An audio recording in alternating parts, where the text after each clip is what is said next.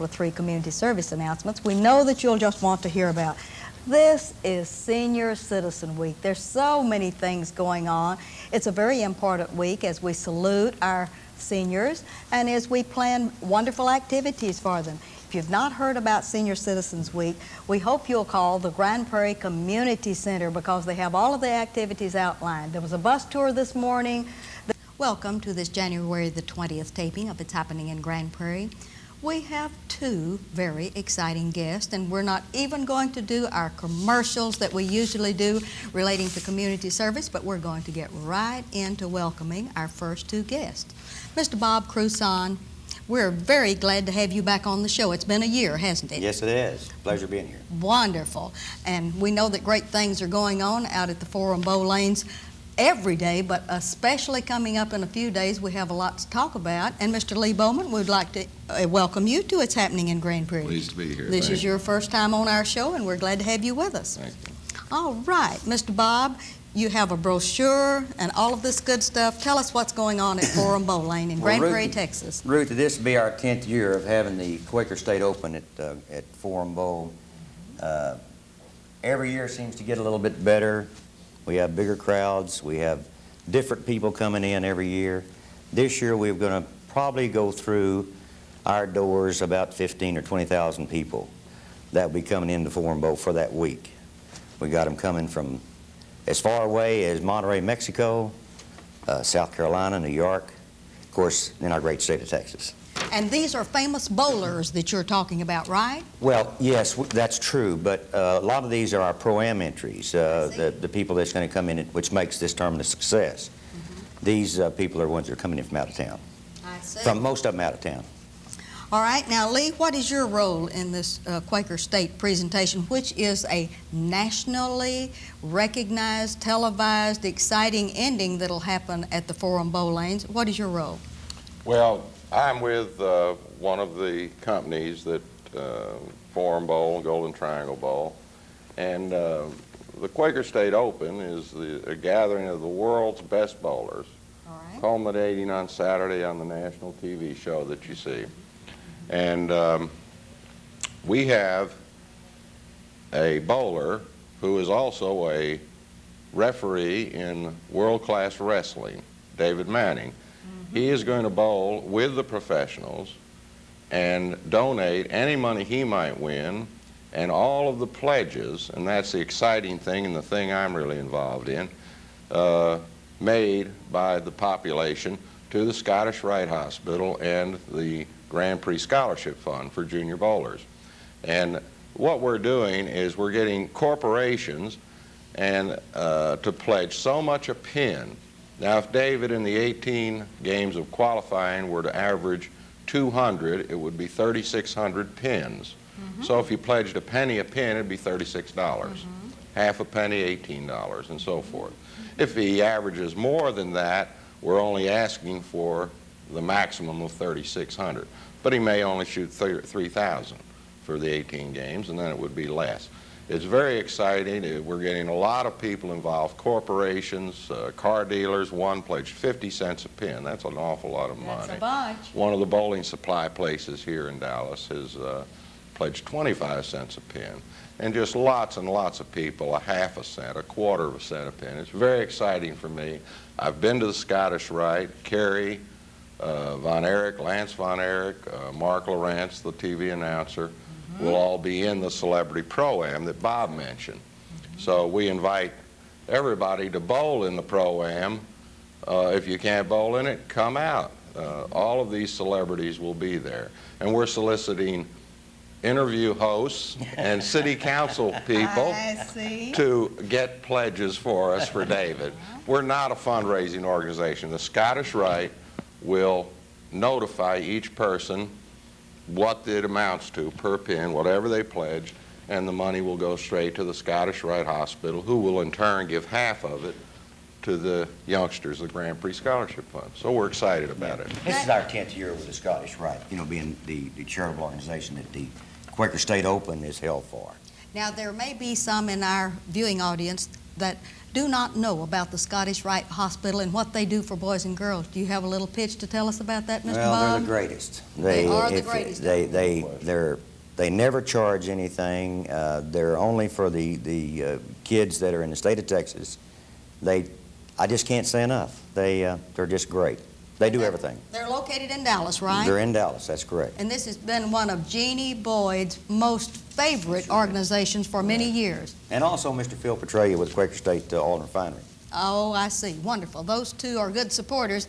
And Jeannie Boyd has worked with us so many years here in Grand Prairie, Texas, that we want to salute her, and we're sorry that she couldn't be on the show with us today. We're sorry, too. This is where it's all at, There. Grand Prairie. Grand Prairie, Texas. All right, now you mentioned one other benefit from that, not only the Scottish Rite, but a younger bowling group. Tell us a little bit about that. Yes, it's called the Texas Grand Prix Scholarship Fund.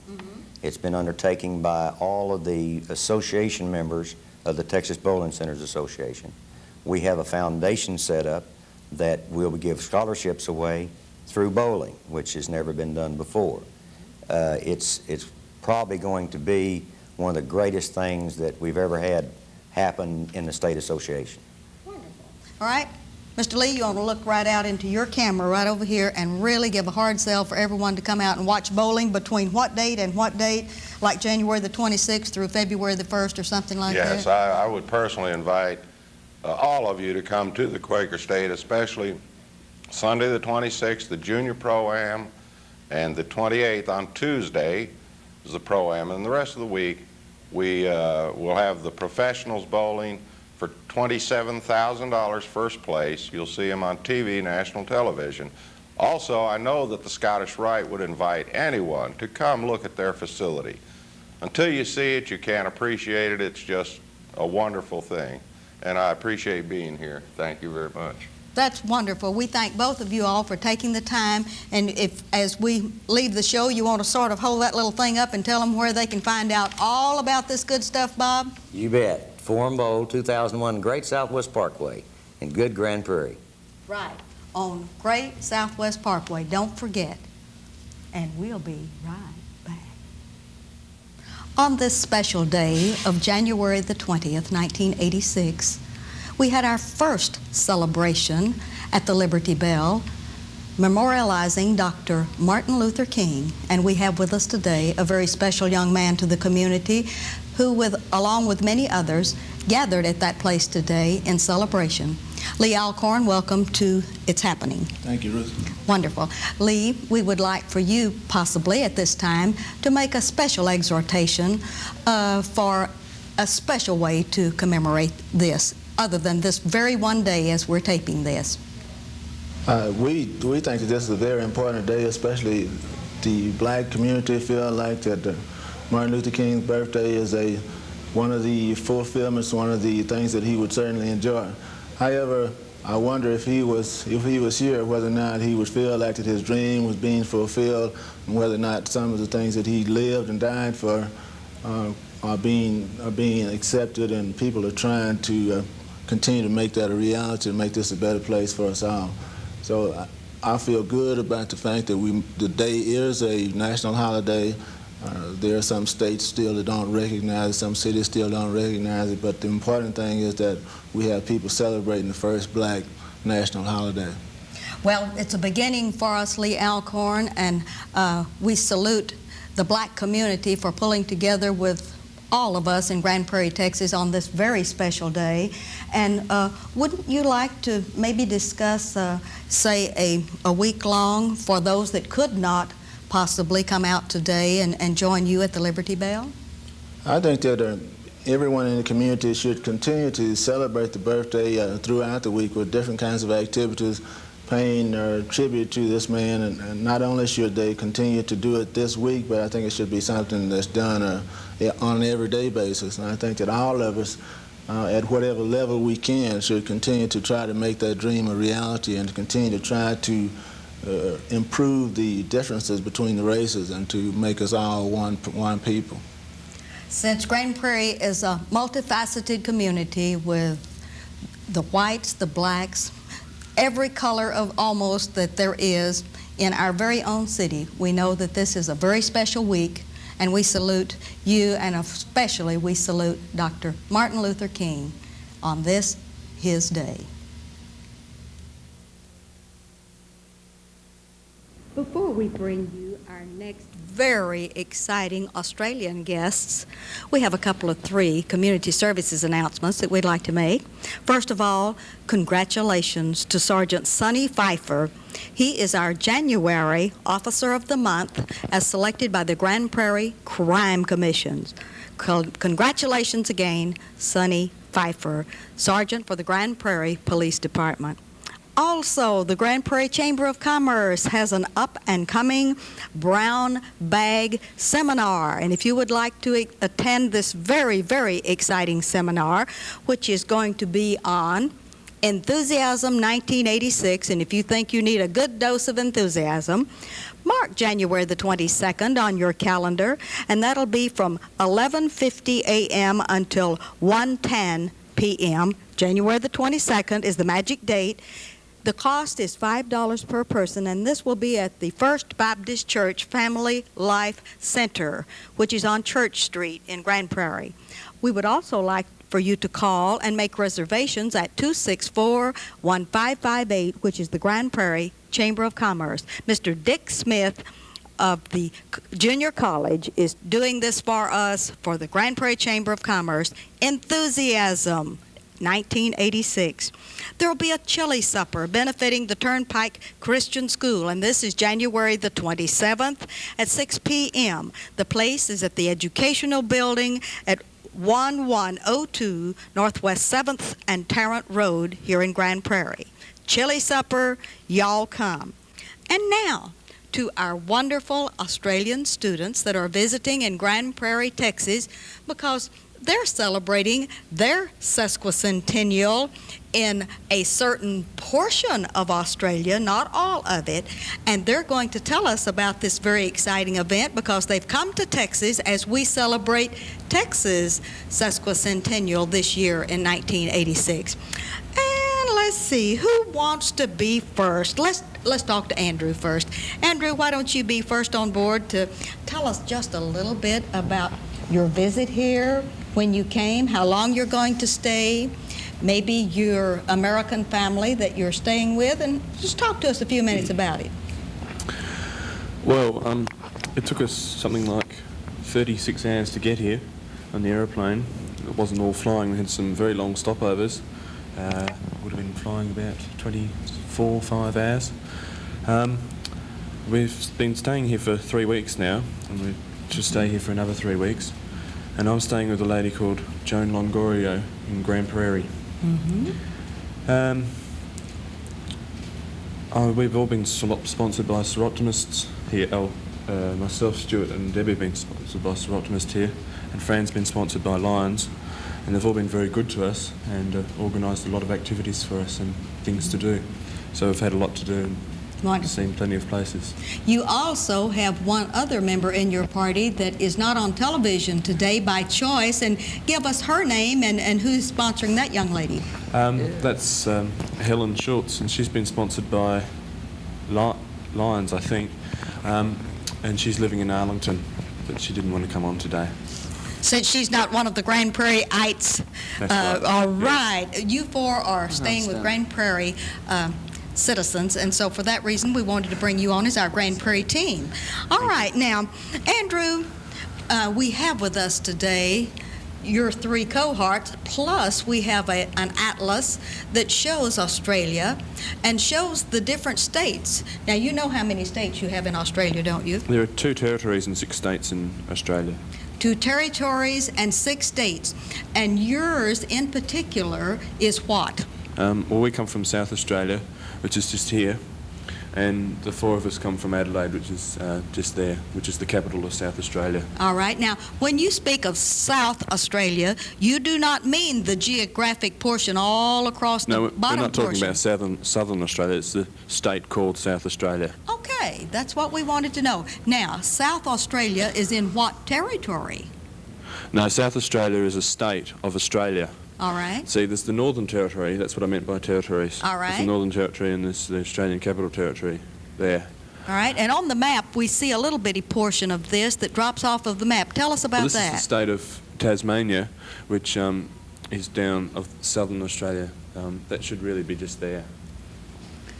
And what is the climate like in South Australia, the state from which you all come? Well, at the moment it's summer. It is summer at there. the moment, and it's a very dry climate, and the temperature can get up to about 105 or 110 in the summer. It gets to about I think maybe 40 about 40? in the winter. All right. Now, the Seroptimists and the Lions Club certainly have provided beautiful weather for you all while you're here. Were you surprised? Yes, I expected it to be colder than what it was, much colder, but we understand you've had a fairly warm winter this year, and we're grateful to that.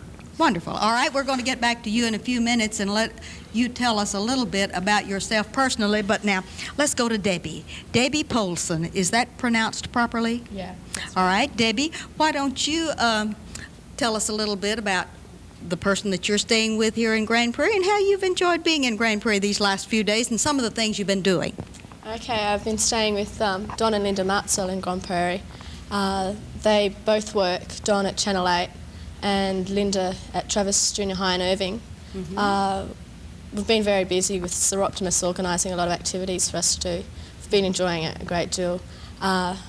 We've been to the San Antonio for New Year's Eve. We went to San Antonio, the four of us, with Don and Linda. And we've also seen a lot of Grand Prairie and Dallas, and we've been to Fort Worth to visit some art museums, which were very impressive. And yeah, we've been enjoying ourselves a great deal. Lots of fun. Yeah. And is Texas what you expected after coming all the way from South Australia? Yeah, it's very similar in the lifestyle, but things are on a lot larger scale here, like the supermarkets and that are a lot larger. Well, I'd like to ask you this. How did you get out of school during this time, and is this a sabbatical or something? No, we're on summer vacation at the moment. I Our see. school year's finished in early December, and we start again in February, so we're really on our summer vacation. Yeah, but Fran, Stuart and myself have all finished high school, and Andrew has another year to go, so we start college when we get back in February. That's wonderful. That's just super. All right, let's go on to Miss Fran. Fran Tonkus? That's right. All right, Fran, tell us a little bit about your stay here in Grand Prairie, Texas, with whom and etc. Right, I'm staying with Tom and Mary Whetstone here in Grand Prairie. Tom, is, you probably know, is an officer in the with the Grand Prairie Police Department, and they live just nearby from the Stora Cable. They've made me feel very, very comfortable, and they've been just indicative of how everyone's been in Texas since we arrived here. They've been very, very friendly, very, very welcoming, which was good for someone who's never been out of Australia before. And I found that people are a lot like they are at home in that they're very friendly, and it's a very relaxed sort of lifestyle. What are some of the activities that are going on in your South Australia relating to the sesquicentennial that since you all are celebrating it too, as we are here? Is there any special activities in your town or in your area? Well, I come from Adelaide, which is the capital city of South Australia, so there are a lot of different activities going on. In each different suburb and town they have various town fairs and activities going on within the suburbs and the smaller towns. History is playing a very important part in our celebrations, especially with the seafaring history, because it was, sailing out from Britain in 1836 was the first fleet to South Australia. And so we've had reconstructions of old ships and also reenactments of the various landings throughout South Australia. And there's various cultural festivals going on because South Australia has a very diverse culture from many different countries, especially the European countries, and in the last 50 years also the nearby Asian countries. And then of course there's our exchange trip, which Texas is returning in your long summer break this June, when they'll be sending a number of students out to stay in our state. Wonderful. And what would you think has been probably the most exciting adventure for you since you've arrived in the United States, and especially here in Grand Prairie? What was the most excitement for you? Well, I'm afraid that the highlights which I've enjoyed most didn't occur in Grand Prairie. I especially enjoyed San Antonio, but I think the highlights were, as Debbie said, visiting the Kimball Art Museum and the Museum of Modern Art in Fort Worth, because I've never before seen originals by the very great artists. We have nothing like that in our galleries at home, and that was a real experience. But I've really enjoyed everything, and I think the overall highlight is just the people that we've met. They have made the trip for us. And don't you think you were very lucky to be in a town that's sandwiched between the Dallas, Fort Worth Metroplex, and you have all of these activities in the surrounding territory to enjoy? Yes, certainly. All right. Now, let's go to Stuart. Stuart Hay, last but not least on the first round of our interviews, tell us a little bit about your stay here in Grand Prairie and with whom you're staying. I'm staying with David and Barbara Crane. Mrs. Crane's a housewife and Mr. Crane works for Ready Fusion Simulators. They've been very good to us and they've taken us around a fair bit. Their son Adam, who's 16, was showing me around for about a fortnight, but he left on an AFS exchange to Australia, and he took me around a fair bit of Dallas and stuff before he left. Well, I understand that the Cranes have been wonderful in sponsoring exchange students in the past, and so they're accustomed to knowing how to treat those, and I know it's been fun for you. Well, tell us this, Stuart, what is the most exciting thing that's happened to you since you left Australia, other than that wonderful 24-hour flight that you had? Actually, the most exciting thing was not here in Texas. It was, I was able to accompany Mr. Crane on one of his business trips to Salt Lake City, and he was able to arrange for someone to take me up into the ski areas, and I got an afternoon skiing. So that was probably the most exciting thing that I found. All right, tell me about skiing in Australia. Do you have skiing in Australia? There's only 2 small areas in Australia that are skiing areas. It doesn't really get cold enough and the mountains aren't really high enough for there to be a lot of skiing. That's some in southern New South Wales and some in Victoria. Well, since you've kind of shied off from us, Stuart, would you tell us your reaction to the girls in Grand Prairie, Texas, or in the United States? And look at that smile, would you? Yeah. Are the Australian girls prettier than the Texas girls? Since you're going back in the same plane with these two, that ought to be easy for you to answer. Yeah, well, I think fairly similar, actually. The girls here seem to wear a lot more makeup than we're accustomed to, but apart from that, there's not a lot of difference. You really think they wear more makeup? Yes, definitely. All right. Are you all allowed to, or is it just a custom in your... Yeah, we're just... Girls prefer not to. It doesn't suit our climate to wear a lot of makeup. It's too hot usually to wear makeup, and just the image there is a lot more natural, I think. We don't curl our hair every morning either. No, that sort of thing. Everyone gets out the blower and do all of these things to get ready to go.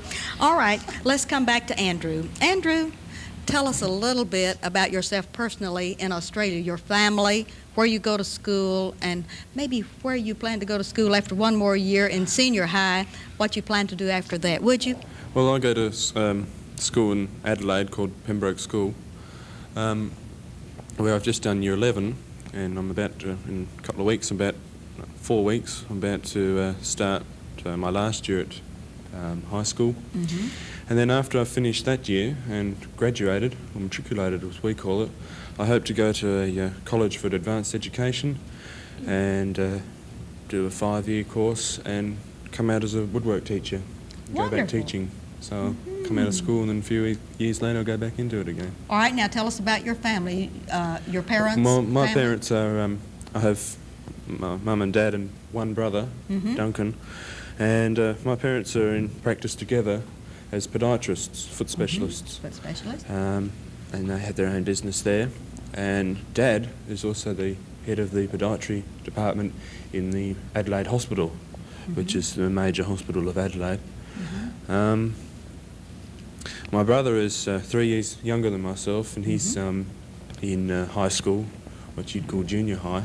He's about to do his 2nd year in high school. Our house is the average size house and home, and we live in an average income area. Wonderful. Now, I know that it's very exciting for you to talk about your future in woodworking. Is using the word loosely, is anyone following in your father's footsteps to be a podiatrist? No, I would never follow his career. All right. I couldn't stand it. Couldn't stand that. Okay. Let's go on to Debbie now. Debbie, tell us a little bit about your family and school and et cetera, and what you plan to do when you get into college after you get back in February. Okay, I have a family of 4. My younger brother, who's just turned 12 in January, and I have my mother and father, so we're only just a small family. I finished high school just this year, and I go on to a college, to School of Design, to study interior design in a course called Human Environments, and hope to go on to have my own business in that.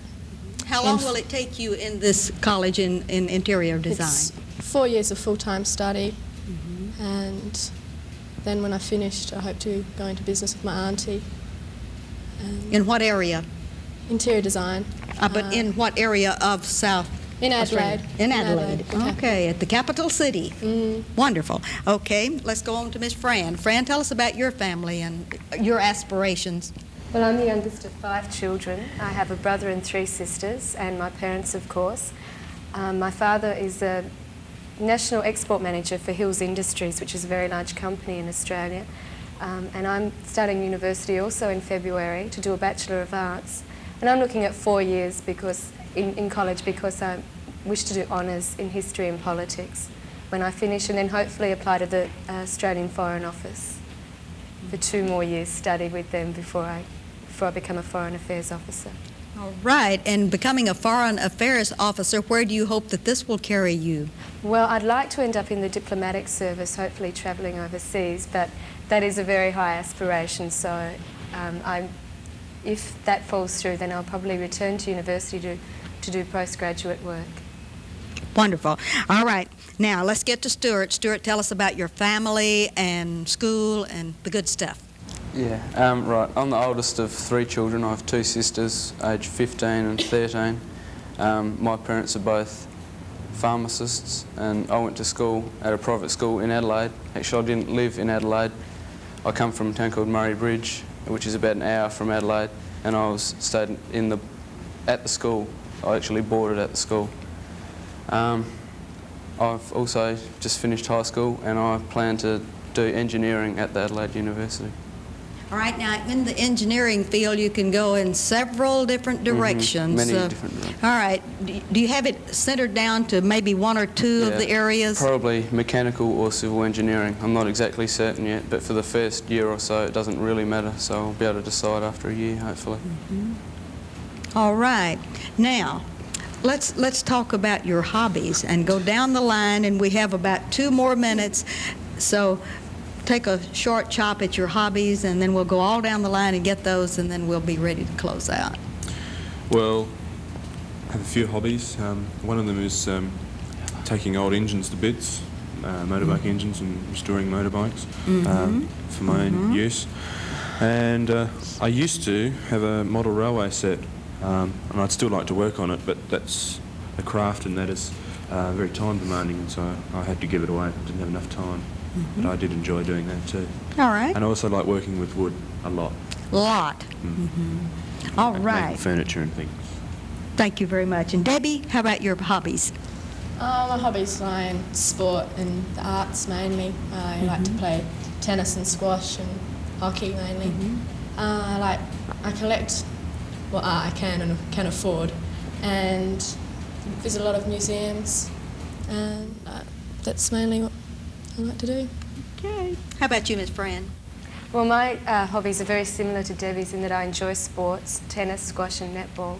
And I'm also very interested in the arts, but mainly the visual arts. I enjoy going to the theatre, especially live theatre, and I also love writing poetry and short stories. And sometimes I get brave enough to enter them in competitions, but usually I write for myself. And how about any awards in that field? Well, I have won a couple of awards for my writing. I won one in the last festival year. We have a festival every 2 years. And I won one in 1984 for the Society of Women's Writers in Australia. And I've just entered another festival competition. It's the first time I've entered any of my poetry, so I'm keeping my fingers crossed. Wonderful. Okay, let's get to Stuart. Right, my main hobbies are sailing and windsurfing. Do a lot of that at a lake at a place called Goa, which is where the mouth of the Murray River is. Yeah, and also enjoy music and reading. Wonderful. That just sounds wonderful. I want to thank you all so very much for being with us in Grand Prairie, Texas. And is there anything else you'd like to close out with, Andrew? No? You've been very happy being with us, I know. Oh, good. Also, we'd like to thank the Seroptimist International of Grand Prairie, Texas. Haven't they been wonderful? They have They have And been very helpful. Especially Joe Campbell. I was hoping that you were going to name drop and say that Joe Campbell is second to none. She is a marvelous, marvelous lady, and I know that she's taken the pains to see that you've had everything possible come your way here in Grand Prairie, Texas. And we'd like to thank the Lions Club of Grand Prairie, and I believe that's the Host Lions Club of Grand Prairie that's done all of these good things, the ones that meet at noon. Or No, the the ones, evening the lines. evening lines. We want to get the right salute, don't we? Thank you all very much for being with us. We wish you Godspeed and good luck in your poetry. And this is Ruthie Jackson reminding you this is happening in Grand Prairie.